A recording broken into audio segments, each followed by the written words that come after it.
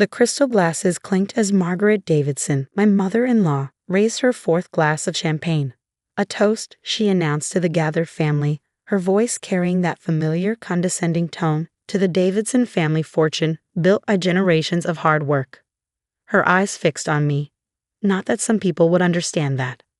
I took a small sip of water, maintaining my composure as I have for the past 3 years of marriage to her son Thomas.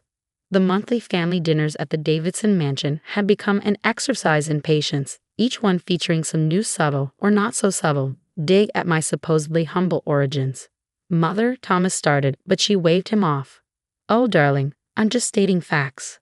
When you married her," she gestured at me with her glass. Everyone wondered what a Davidson heir was doing with a girl from nowhere. What the Davidsons didn't know, what nobody knew except my private banking team, was that I, Elena Chen, was the majority shareholder of Davidson Industries through a series of shell companies and investment vehicles. The family fortune Margaret loved to brag about actually belonged to me. "Tell us again, Margaret," her sister-in-law Susan chimed in, "about how your grandfather built the company from nothing." I suppressed a smile, thinking about the thick file in my office safe that told a very different story.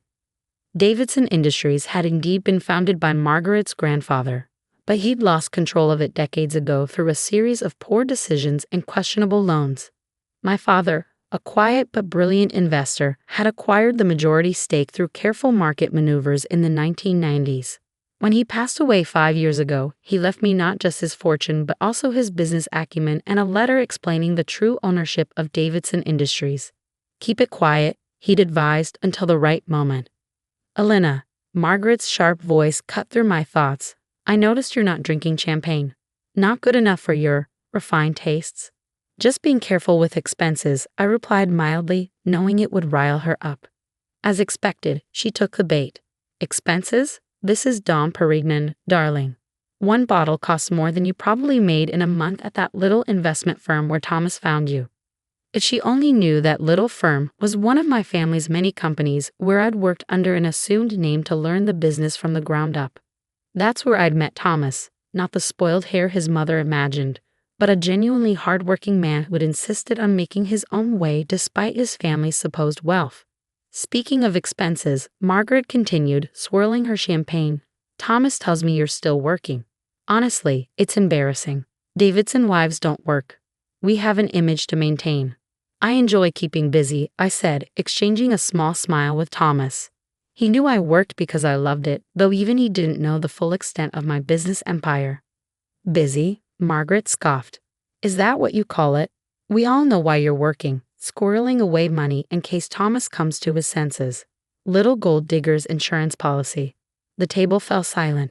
Even by Margaret's standards, this was brutal. "Mother." Thomas stood up, his face flushed. "That's enough." But Margaret was on a roll, the champagne having loosened her tongue beyond its usual careful cruelty. "Oh, sit down, Thomas. We all think it. This little nobody appears out of nowhere, somehow gets her claws into you. And now she's just waiting to cash in on the Davidson fortune." I thought about the quarterly reports sitting on my desk, showing how Margaret's extravagant lifestyle was slowly bleeding the company dry. The Davidson fortune she loved to brag about was largely smoke and mirrors, propped up by loans and creative accounting. "Actually, Margaret," I said quietly, "I've been meaning to discuss the company's finances with you." She laughed, a harsh sound that echoed through the dining room. "You? Discuss finances with me? I'm on the board of Davidson Industries, dear. What could you possibly tell me about our company?" The moment of truth I'd been waiting for had finally arrived. I reached into my purse and pulled out a slim folder. "Well, for starters, I could tell you about the unauthorized loans you've taken out against company assets. Or perhaps you'd like to discuss the offshore accounts where you've been funneling company money." The champagne glass froze halfway to her lips. "What are you talking about?" "The Cayman Islands accounts, Margaret. The ones you thought nobody knew about. Or should we discuss the shell company you created to buy your vacation homes using company funds?" "How dare you?" She slammed the glass down, champagne sloshing onto the imported tablecloth. "Thomas, are you going to let her speak to me this way?" Thomas looked between us, confused. "Elena, what's going on?" I opened the folder and slid some documents across the table. "These are the real financial statements of Davidson Industries. Not the doctored versions you've been showing the board, Margaret. Would you like to explain why there's a $50 million discrepancy? Margaret's face had gone from flushed to pale. Where did you get those? Those are confidential board documents. They're my documents, Margaret, just like this is my company. The silence that followed was deafening. Margaret's champagne glass slipped from her trembling fingers, shattering on the hardwood floor. What did you say? Davidson Industries. I own it. Or more accurately, my family has owned it since your father lost control of it 30 years ago. We just let the Davidson name stay on for historical reasons. Thomas stared at me, his mouth open. Elena, I'm sorry I couldn't tell you sooner, darling, but I needed to understand who you really were, not who you pretended to be for your family's sake. Margaret stood up so quickly her chair toppled backward. You're lying. This is ridiculous. I'm calling security. Your security team reports to me, Margaret. They have for years. Just like your board of directors, your executive team, and every significant shareholder you think supports you. The color drained from her face as the truth began to sink in. All those years of condescension, of treating me like a gold digger, of bragging about the Davidson family fortune, and I'd owned it all along. This is impossible, she whispered. We're the Davidsons. This is our company. I stood up, straightening my jacket. No, Margaret. You're former employees who've been embezzling from my company. And tomorrow morning, the board will be receiving a very interesting packet of documents detailing exactly how much you've stolen. The room erupted into chaos. Margaret lunged for the documents. Thomas tried to calm his mother, and various family members either sat in shocked silence or began hurling accusations at each other. I picked up my purse, ready to deliver the final blow that would set up the next phase of my plan. The Davidsons were about to learn that their carefully constructed world of privilege and pretense was built on nothing but paper, my paper. Oh, and Margaret, I paused at the dining room door. You might want to hold off on redecorating the mansion. You won't be living here much longer. The morning after my revelation at the Davidson family dinner, I arrived at Davidson Industries headquarters earlier than usual. The security team nodded respectfully. They'd always known who really signed their paychecks. By 8 a.m., my private elevator, the one Margaret thought was reserved for Davidson family only, carried me to the top floor executive suite. Margaret burst through the doors at 8:47, her designer outfit slightly disheveled, last night's mascara still smudged under her eyes. Get out of my office. Your office? I glanced around the spacious room I'd redecorated last month. I don't see your name on the deed. In fact, I don't see the Davidson name on any deeds anymore. She slammed her hands on the desk. This is our company, our legacy. Actually, I opened my laptop. It hasn't been your company since your father lost it 30 years ago. Would you like to see the original transfer documents? Or perhaps we should discuss the $12 million you've embezzled over the past 5 years? The color drained from her face. You can't prove anything. Wrong again. I turned the screen toward her, showing a detailed spreadsheet of her illegal transactions. Every unauthorized loan, every fake vendor payment, every offshore transfer, I have it all. Did you really think nobody would notice you billing the company for your monthly spa treatments as building maintenance? My phone buzzed. A text from Thomas. We need to talk. Please. The board meeting starts in an hour, I told Margaret. I suggest you use that time to consider your options carefully. She straightened, attempting to recover her usual aristocratic bearing. Options? Option 1. Resign quietly, repay what you've stolen, and walk away with your reputation relatively intact. Option 2. Face criminal charges for embezzlement. Your choice. You wouldn't dare. I'm Thomas's mother. And I'm the woman you've spent 3 years calling a gold digger. Karma's interesting that way. The board meeting was everything I'd anticipated. One by one, the directors reviewed the evidence of Margaret's financial misconduct. Her face grew paler with each damning slide of my presentation. Mrs. Davidson, the lead director finally said, these allegations are extremely serious. Do you have any response? Before she could speak, the conference room door opened. Thomas walked in, carrying a folder of his own. I have something to add, he said, his voice steady despite his obvious exhaustion. He hadn't come home last night after my revelation at dinner. Margaret brightened. Thomas, tell them this is ridiculous. Tell them what she's doing to our family. Instead, he placed the folder on the table. These are additional records of unauthorized transactions. I found them in my mother's home office last night. Thomas, Margaret gasped. How could you? How could I? He turned to face her. How could you, Mother? I've spent my entire life believing in the Davidson legacy of integrity and hard work. But it was all a lie, wasn't it? There is no Davidson fortune, just money you stole from Elena's company. Our company, Margaret shrieked. She tricked you. She infiltrated our family. I stayed silent, letting Thomas handle this moment. He'd proven himself even more honorable than I'd hoped. No, Mother. Elena didn't trick anyone. She worked hard, earned my respect, and won my love while you were busy spending money that wasn't yours. If anyone should be ashamed, it's us. The Davidsons who've been living on borrowed time and stolen money. The board voted unanimously to remove Margaret from her position and initiate legal proceedings to recover the embezzled funds. As security escorted her out, she turned to make one final threat. I'll tell everyone. I'll expose you. Go ahead, I replied calmly. Tell everyone how you discovered the gold digger you mocked actually owns your company. I'm sure the press will love that story. After the board meeting, Thomas and I finally had our private conversation in what was now officially my office. Why didn't you tell me? He asked quietly. Would you have believed me, over your mother's stories about the great Davidson legacy? He was silent for a moment. 3 years ago, probably not.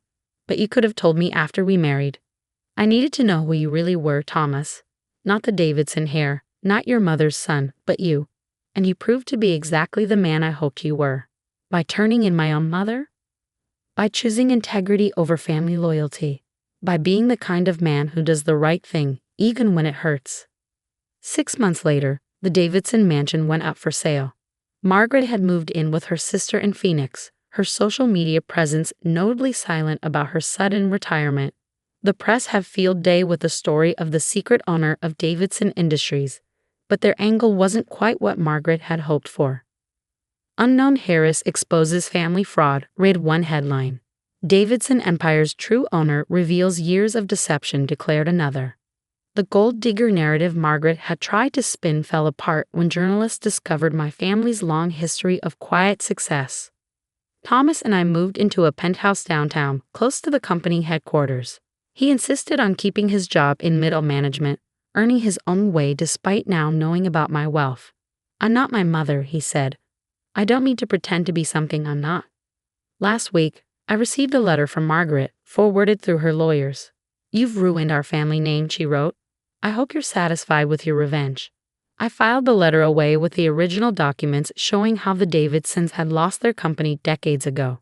It wasn't about revenge. It was about truth finally coming to light. Yesterday, Thomas and I hosted our first dinner party in our new home. As we sat down to eat, he raised his glass. To my wife, he said, smiling, who taught me that true wealth isn't about what you have, but about who you are. I thought about Margaret, about her years of condescension and cruelty, about how her obsession with appearing wealthy had ultimately cost her everything. The crystal glasses clinked, but this time, there was no pretense, no false legacy, no stolen fortune behind the sound. My phone buzzed with a news alert. Davidson Industries stock had hit a new high under my leadership. In Phoenix, Margaret probably saw the same alert, another reminder that the fortune she'd bragged about had never really been hers at all. Sometimes the best revenge isn't just revealing the truth, it's watching those who underestimated you realize that they never really knew you at all. As for the Davidson family fortune, it turned out the real gold digger wasn't the one serving dinner in her own home. It was the one who'd been stealing from it all along. The family's annual summer barbecue at my parents' estate was in full swing when my sister Rachel spotted the dirt under my fingernails. Still playing farmer? She smirked, adjusting her silk dress. What is it now? Organic tomatoes. I glanced down at my work boots, caked with rich valley soil from my morning inspection. Something like that. Emily's going through a phase, Mom explained to Rachel's new husband, an investment banker who looked uncomfortable around my muddy attire. She bought that plot of land out in the valley last year. Calls it her sustainable agriculture project. What they saw as a plot was actually 2,000 acres of prime real estate.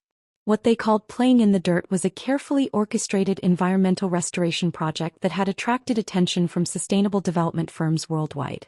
You should see her little garden shed, Rachel continued. Remember when she turned down that VP position at Dad's firm to work with plants? Dad looked up from his grill. Could have had a corner office by now. Instead, she's out there with her composting and her solar panels. If only they knew about the meetings I'd held in that garden shed, a state-of-the-art research facility disguised as a rustic cabin. Or the international investors who'd flown in on private jets to walk the valley's fertile soil.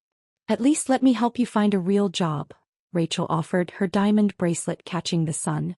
My firm's always looking for. Well, I'm sure we could find something. My phone buzzed. Another message from the development team. The plans were ready for submission to the city council. 5 years of careful preparation was about to pay off. I'm doing fine, I said quietly, checking the latest soil analysis reports. The valley's restoration had exceeded even our optimistic projections. Fine. Mom sighed. Honey, you live in a cabin. Your sister's just bought her 3rd vacation home. Speaking of real estate, Rachel's husband chimed in. Have you heard about that mystery developer buying up land in the valley? Some big eco-resort project in the works. Could affect your garden. I hid my smile behind my water glass. I might have heard something about that. They say it's going to transform the whole region, he continued.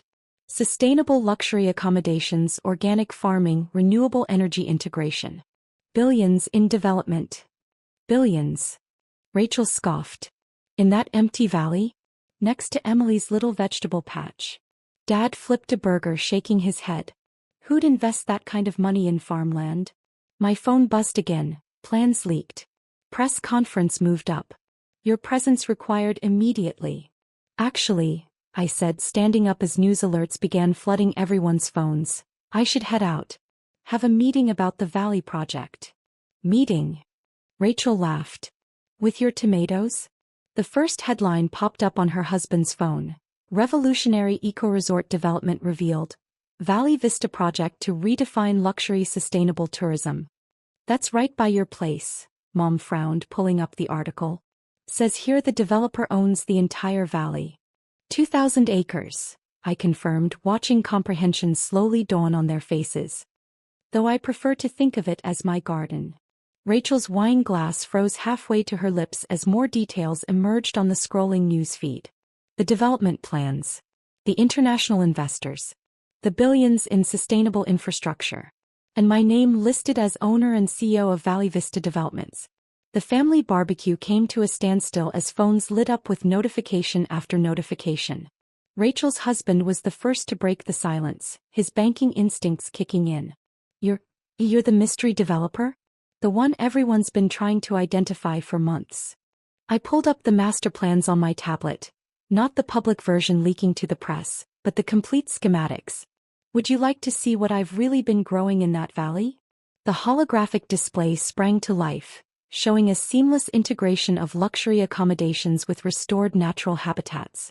5-star treehouse suites nestled in ancient forest canopies. Underground spa facilities powered by geothermal energy. Organic farms that would supply Michelin-starred restaurants. But you live in a cabin, Mom stammered. A prototype, I corrected, switching the display to show my simple home's hidden features. Every sustainable technology in the development was tested there first. Those solar panels Rachel mocked? They're powering the entire valley's construction. Dad abandoned his grill, moving closer to study the plans. His developers, I couldn't miss the scale of what I'd accomplished. This is revolutionary, he admitted, watching as the display showed how each structure would enhance rather than damage the ecosystem. The permits alone must have cost millions. Try billions, Rachel's husband whispered, rapidly calculating figures on his phone. The land acquisition, the technology development, the infrastructure. This is the biggest sustainable development project in history. Rachel's perfectly manicured hands shook as she set down her wine glass. All those times you couldn't attend my housewarming parties. I was meeting with environmental engineers, I nodded. Or negotiating with ecotourism experts. Or developing new sustainable building materials in my garden shed laboratory. More guests gathered around the display as it showed the project's phases. The restored wetlands that would filter the valley's water naturally. The wildlife corridors integrated into every structure. The invisible technology that would make it all possible. Those investments you kept trying to talk me out of, I said to Rachel's husband. The ones you said were worthless land parcels? They completed the valley acquisition. Every worthless acre is now part of $1 billion development. Mom sank into a chair, her social planning notebook falling forgotten to the ground. But you never said anything. Would you have believed me? I asked quietly. Between Rachel's corporate success and Dad's traditional development projects, when would you have listened? My phone buzzed again. The press was gathering at the valley entrance. Helicopters circled overhead, trying to get shots of the development site. The official announcement is in an hour, I said, checking the time.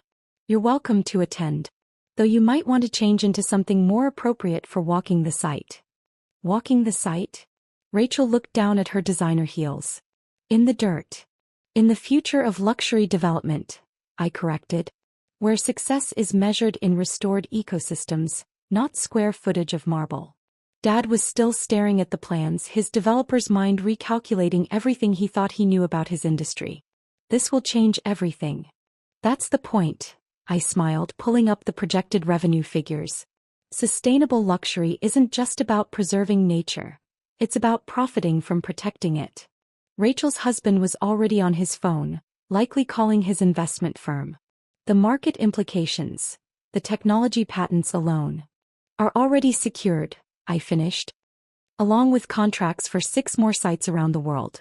Turns out playing in the dirt can be quite profitable when you're growing the future. The display showed one final image. The valley transformed from abandoned farmland into a living testament to sustainable luxury. Every tree I'd planted, every soil sample I'd tested, every solar panel I'd installed had been building toward this moment. Now, I said, watching my family struggle to reconcile their simple daughter with the visionary developer I'd become, shall we head to the press conference? I believe there are some people very interested in my little garden. The gathered family members watched in stunned silence as my security team arrived, not in flashy luxury cars, but in custom electric vehicles designed specifically for the development. Ms. Crawford, my head of operations, approached, tablet in hand. The international investors are assembled at the site. The Sheik's representatives are particularly interested in discussing the desert adaptation possibilities. Desert adaptation? Dad's voice cracked. You're expanding to the Middle East? Among other places, I nodded, pulling up a global map dotted with potential sites. Turns out sustainable luxury translates well across cultures. We have inquiries from 12 countries. Rachel's perfectly highlighted hair seemed to deflate as she watched Forbes representatives set up for an exclusive interview on the lawn. But you never even finished business school. Because I was too busy building an actual business, I replied, accepting a tablet with the latest sustainability metrics. Though those environmental science classes everyone mocked came in quite handy. The sound of helicopters grew louder as media crews positioned themselves around the valley. My little garden was about to become the most talked-about development project in the world. The vertical farming integration, Rachel's husband was muttering, still running numbers, the water recycling systems, the renewable energy grid. This isn't just a resort, it's a blueprint for future cities. Now you're getting it, I smiled, watching more luxury vehicles arrive with potential investors. Those tomatoes I was growing? Test crops for specialized soil development. That compost system? Patent-pending biotechnology that's revolutionizing waste management. Mom's social calendar, filled with charity luncheons and country club events, suddenly seemed very small compared to my afternoon schedule of international presentations and environmental impact discussions. Your sister's house in the Hamptons, I added, pulling up comparison data, uses more energy in a month than my entire development will use in a year. And it's 1,000th the size. Rachel's face flushed as several of her social circle arrived. Not as guests this time, but as potential investors eager to be part of the sustainable luxury movement. The press conference begins in 30 minutes, my assistant announced. The governor is on his way, along with the Environmental Protection Agency director and 3 UN sustainability ambassadors. Dad's burger-flipping tongs clattered to the ground. The governor is very interested in expanding this model across the state, I confirmed. Turns out sustainable luxury developments generate more tax revenue than traditional real estate. Who you? The family barbecue was forgotten as the estate's lawn transformed into an impromptu staging area for one of the biggest development announcements in recent history. Sometimes success doesn't look like everyone expects.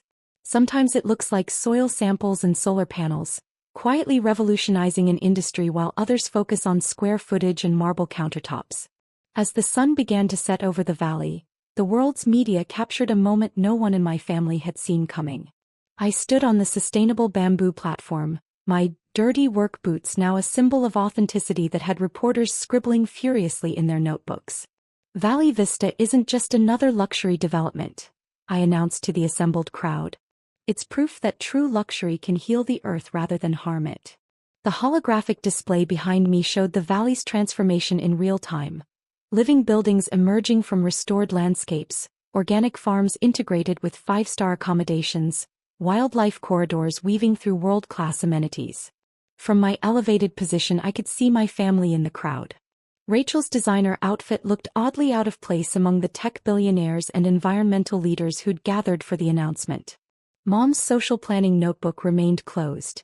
There was no need to plan status symbols into a project that had already redefined status itself. The waiting list for residential units, I continued, already exceeds 2 years. But priority will be given to those who demonstrate genuine commitment to our environmental standards. Dad's developer friends shifted uncomfortably, probably calculating how their traditional luxury projects would compete with this new paradigm of sustainable opulence. We aren't just building a resort, I concluded as the display showed the project's global impact projections. We're growing a revolution. One that started with a simple garden and will transform the very meaning of luxury living. The valley glowed with the last rays of sunlight, my little garden, ready to bloom into something that would change everything.